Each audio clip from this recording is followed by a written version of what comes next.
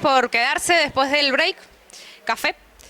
En esta mesa vamos a hablar sobre la economía argentina de cara a las elecciones. Mi nombre es Mariana Isa, soy integrante del Centro de Investigación en Economía Crítica. En esta oportunidad nos acompaña Andrés Aciaín, él es economista y director del Centro de Estudios de Scalabrini Ortiz, no me salió, y Lavia Abram, que es economista, compañero de la Sociedad de Economía Crítica y también integrante del MATE, mirador de la actualidad del trabajo y la economía. En esta oportunidad viene la VIP, en su momento Natalia Pérez, compañera, no pudo venir por un inconveniente, así que nos acompaña él. Así que bueno, damos inicio.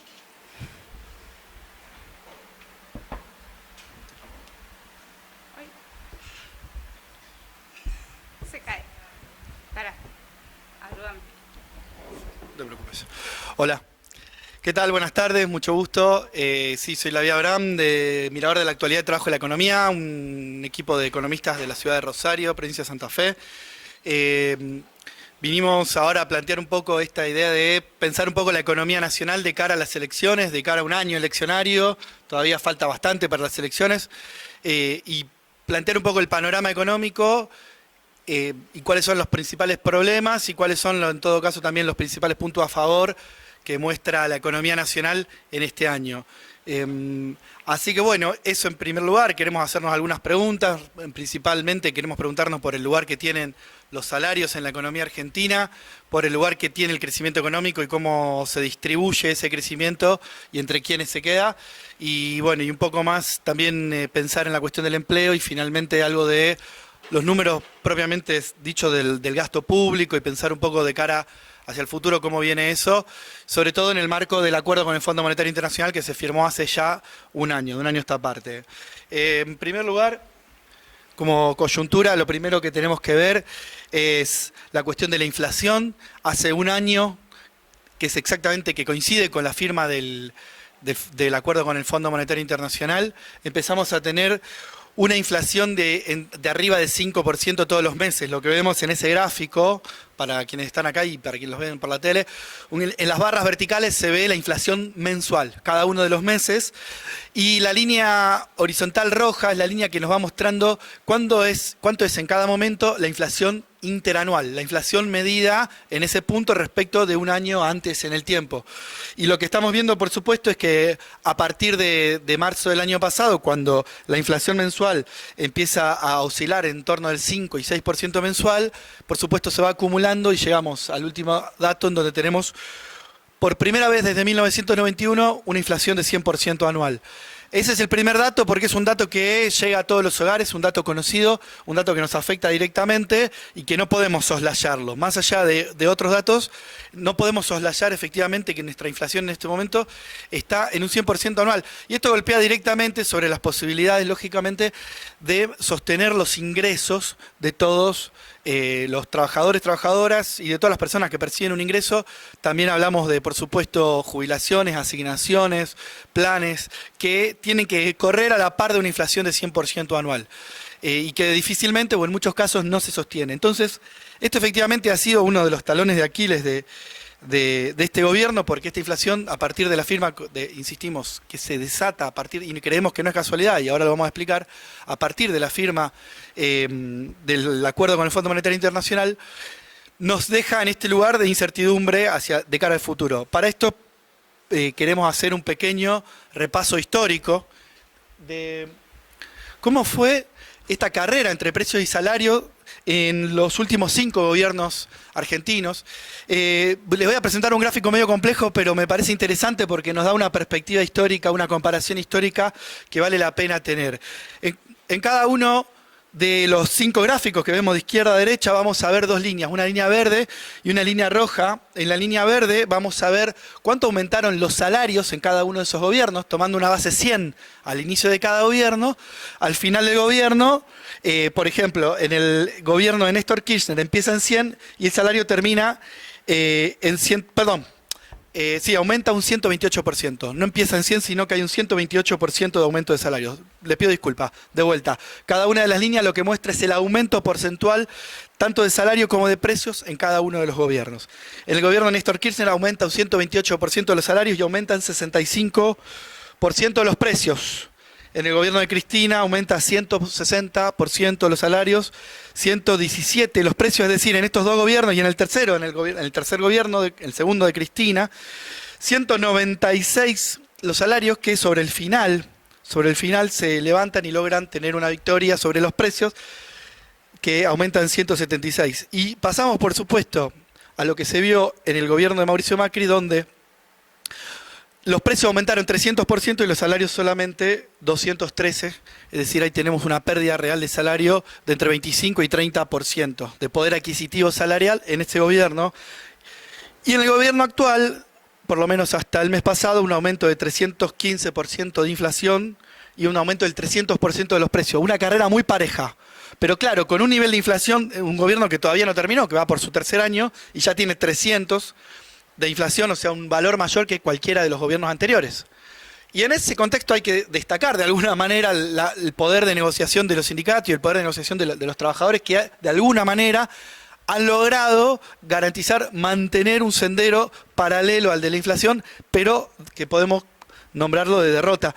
Y que es una pérdida de 45.000 pesos acumulados a lo largo de este gobierno. Quiero contar esto porque me parece interesante.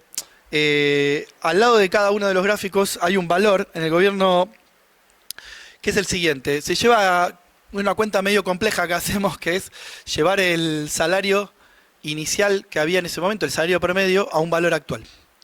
El salario promedio, más o menos, al inicio del gobierno de Néstor Kirchner, digamos, era de alrededor de 150.000 pesos actuales. Obviamente, nadie ganaba 150.000 pesos en ese momento, pero a valor actual equivalen a 150.000 pesos.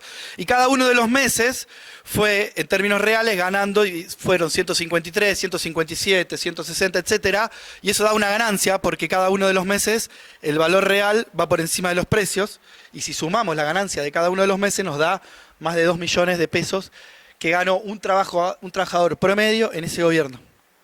Es un cálculo estimativo, obviamente, un cálculo promedio que nos dice que, bueno, que al final de ese gobierno, a valor actual, un trabajador tenía 2 millones de pesos extra que se hubiera seguido ganando siempre el salario con respecto al día 1. ¿Se entiende esto?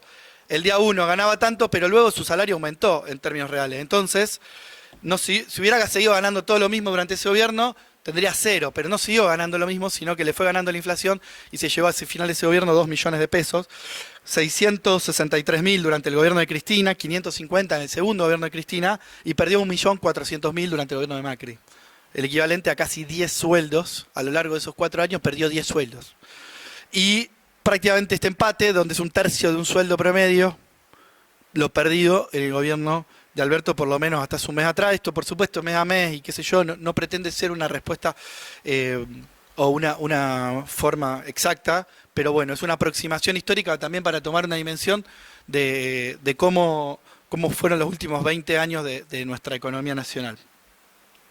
Eso por un lado, como para tener la perspectiva histórica. Después, ahora vamos a ver algo de salarios, algo que tiene que ver con el salario mínimo legal. El salario mínimo vital y móvil, en términos reales, viene bajando. Hacemos lo mismo. El salario mínimo vital y móvil a marzo de 2023, 69.500 pesos.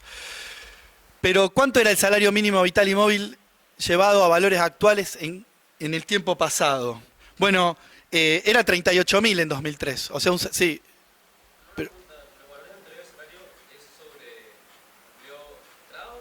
Es el salario promedio de la remuneración del RIPTE, la remuneración promedio de los trabajadores, digamos, una cosa así. Es el salario promedio de la economía, no es ni registrado ni no, digamos, es el salario promedio. Y acá vemos algo que nos parece muy, muy importante, que es que el salario mínimo vital y móvil, que ahora está en, bueno, esto casi 70.000 pesos, el salario mínimo legal, pero que en algún momento llegó a valer 120.000 en 2011, más de 120.000 pesos. Insisto, no es que valiera 120.000 pesos, sino que el valor actual equivalente equivaldría a unos 120.000 pesos actuales. ¿Y por qué esto es importante? Por supuesto, porque si hay gente que puede ganar 70.000 pesos, todos los salarios quedan en un nivel más para abajo, un salario mínimo vital y móvil, no es que todo el mundo lo gane, efectivamente la mayoría de los salarios están por encima, pero también marca un piso legal y un piso de negociaciones y un piso de discusiones que nos parece importantísimo sostener, y que bueno, hay una política que sobre todo durante el gobierno de Mauricio Macri se abandonó completamente la actualización del salario mínimo vital y móvil, el salario mínimo legal, y que no se recuperó con fuerza, o por lo menos con la fuerza que hubiera sido deseable durante este gobierno, aunque de alguna manera sí se sostuvo, no siguió cayendo obviamente, pero no hubo una recuperación en términos históricos similar a lo que llegó a ser durante sobre todo los gobiernos de Cristina entre 2011 y 2015. Esto para tener una idea más o menos de cómo viene la cuestión salarial. Después seguramente no tengo ahora datos, o que deja fuera algunos datos, pero grosso modo, creo que con la comparación histórica queda más o menos claro esto, de lo que fue la pérdida de salario durante el gobierno de Macri, de entre 20 y 25% en promedio de poder adquisitivo, y de un sostenimiento.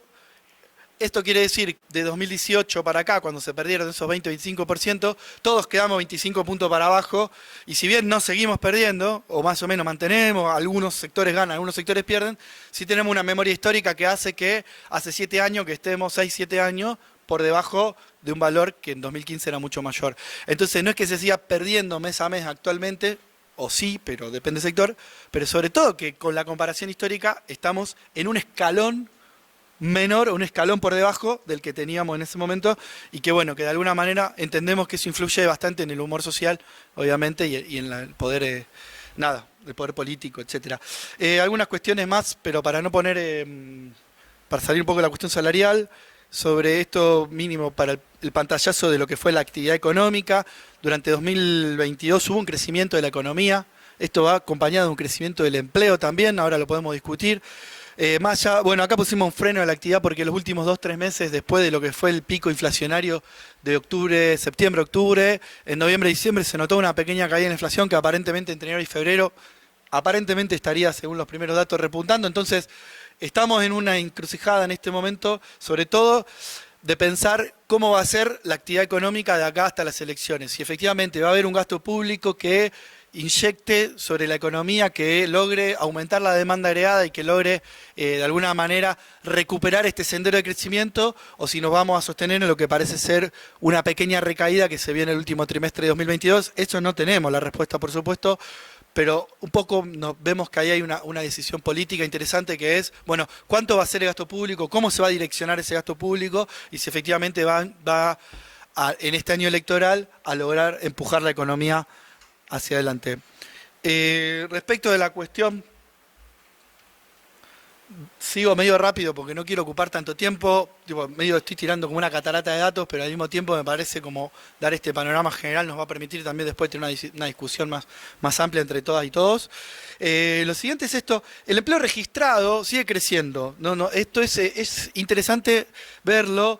Es un empleo registrado que bate el récord histórico, un empleo registrado que pasó los 13 millones de personas en Argentina, que efectivamente, y esto también es interesante ver cómo se compone este aumento de empleo registrado, porque efectivamente más de la mitad de esa creación de empleo registrado es monotributo. El empleo privado, el empleo registrado del sector privado está al mismo nivel que estaba, o sea, se recuperó lo de la pandemia, se recuperó lo perdido durante el gobierno de Macri, pero está como al nivel más o menos de 2017, es decir, seguimos creciendo, crece la población. Ahora voy a mostrar algo con la población que es divertido, pero el nivel de empleo registrado es más o menos el mismo. Se ven después por sectores, que no trajimos tantos datos, pero en la industria particularmente hay una recuperación del empleo privado registrado que es muy interesante, porque sobre todo es empleo de calidad, empleo sindicalizado, empleo con bastantes derechos. Entonces, bueno, eso se había perdido mucho durante el gobierno anterior y tenemos una recuperación ahí de empleo registrado, que bueno, obviamente, insistimos, también está muy fuerte la cuestión monotributo social. El monotributo incluye monotributo pleno y monotributo social, y bueno, y un aumento del empleo estatal que más o menos viene a la par del aumento estacionario de la población. Esto me parece interesante, como tuvimos los datos del último censo y pudimos calcular la tasa de crecimiento poblacional entre 2010 y 2020. La población crece a un ritmo del 1,25% anual. ¿Qué quiere decir esto? No sé, algo. Pero digamos, es un número, 1,25, el porcentaje que crece la población todos los años. Todos los años, si era 100, al año siguiente 101,25, grosso modo. Y entonces ese 1,25 está marcado ahí en el gráfico como una línea horizontal. Bueno, porque obviamente algunos años crece más, algunos años crece menos, pero como tenemos las dos puntas del censo, sacamos el promedio de crecimiento entre los 12 años que pasaron los censos. Y esa es la línea negra que se ve ahí. Las líneas verticales son las líneas de crecimiento del empleo registrado y están comparadas también en porcentaje con respecto a la población. Porque si el empleo registrado crece por abajo del 1,25%, esto quiere decir que ni siquiera se está generando empleo para el aumento poblacional. Entonces tenemos que comparar, o sea, si decimos este año creció el 1,25% del empleo, estamos igual porque la población creció eso. Entonces lo interesante es ver cómo en los últimos, tenemos ahí como varios ciclos marcados.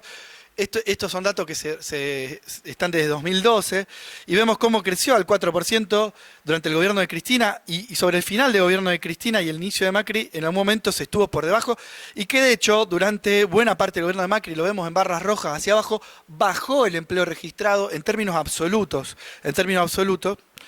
Y recién ahora hay una recuperación. Hay una recuperación de un crecimiento a la tasa de un 5%, que es la máxima histórica. También es muy interesante esto. El empleo, no el total de empleo, sino el empleo registrado. Pero hay un empleo registrado que le está ganando a la población, digamos. Hay una mayor proporción de empleo registrado en total del país, digamos. Hay más, si sacamos el porcentaje de empleo registrado, es mayor ahora que lo que era en ese momento, porque crece más rápido el empleo registrado que lo que crece la población. Entonces es un porcentaje mayor. Se va ¿sí? Esta proporción va cambiando con el tiempo y esto de una manera es un signo y es un dato positivo que no hay que olvidarse y que hay que seguir recalcando.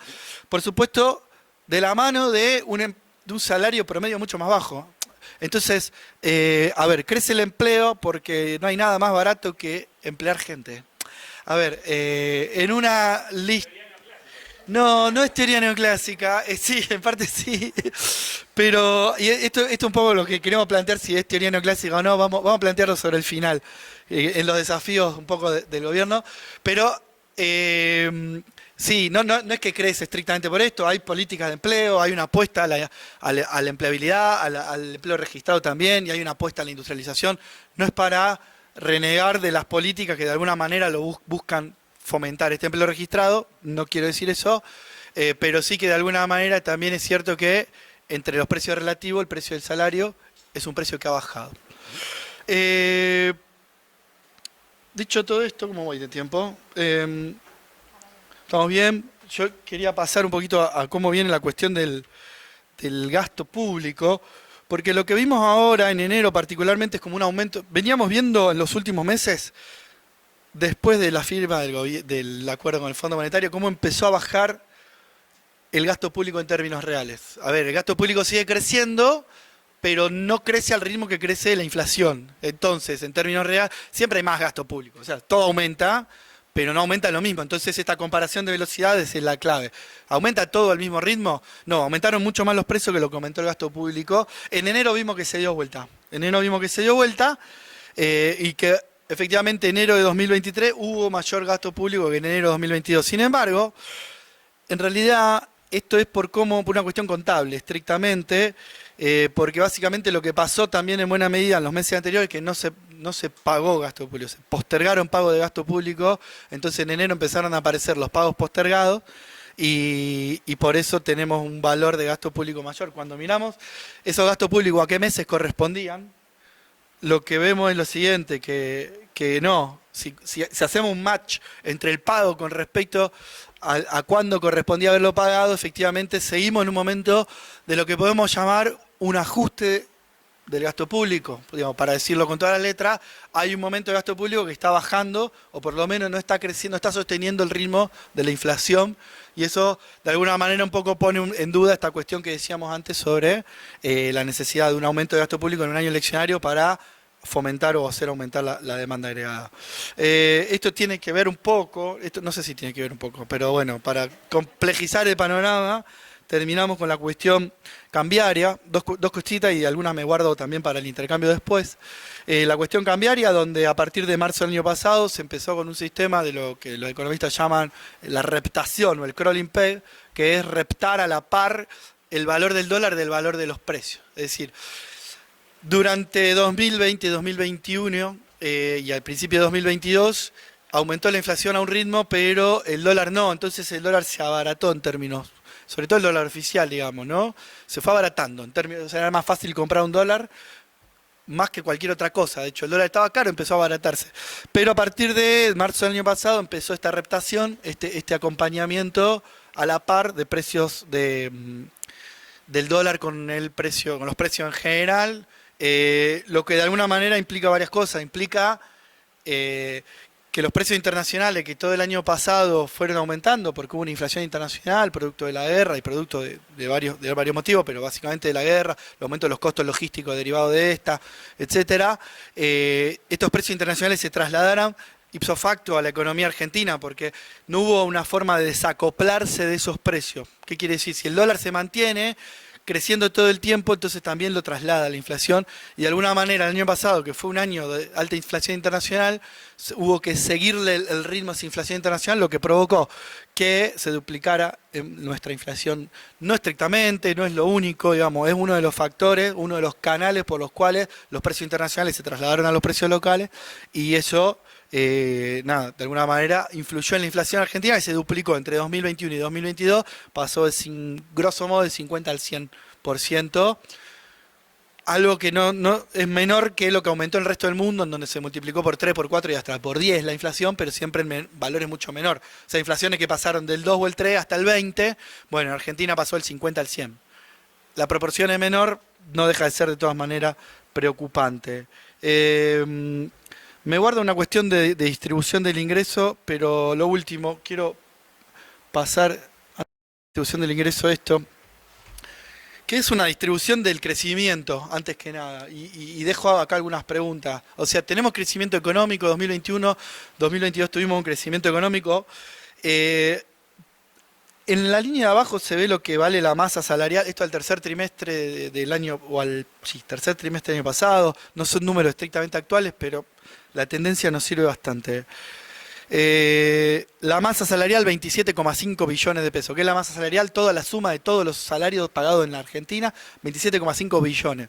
Un montón, no importa cuánto es. Pero es parecido al 27,2 de 2019 y es un poquito menor al 29,5 de 2016. En términos también, siempre traído al último valor para que se pueda comparar. Obviamente se pagaba menos salario en 2016 y 2019, pero si lo traemos al valor más parecido, al valor comparable, 27,5 en 2022, igual al de 2019, pero en el medio, la línea de arriba, está el valor agregado, o sea, la producción nacional efectivamente hecha. Y efectivamente hay una producción de 65,9, casi 66, contra 62. O sea, creció la producción nacional, pero los salarios mantuvieron constante esa masa. ¿Se entiende? Entonces, obviamente que la proporción de salario respecto a la producción nacional es menor.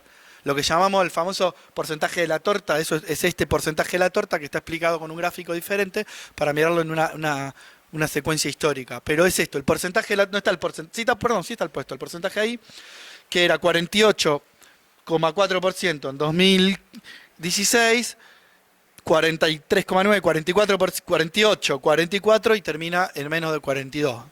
Obviamente, estas son tendencias muy de largo plazo, no es algo que cambie del día a la noche, no cambia tan brutalmente, pero esta es la pregunta que nos queda ahora, que es esta.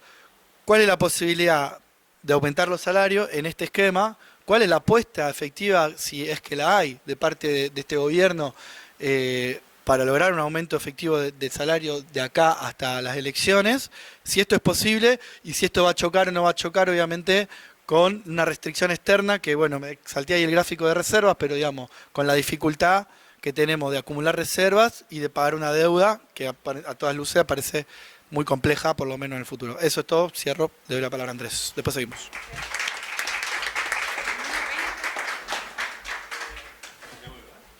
Sí.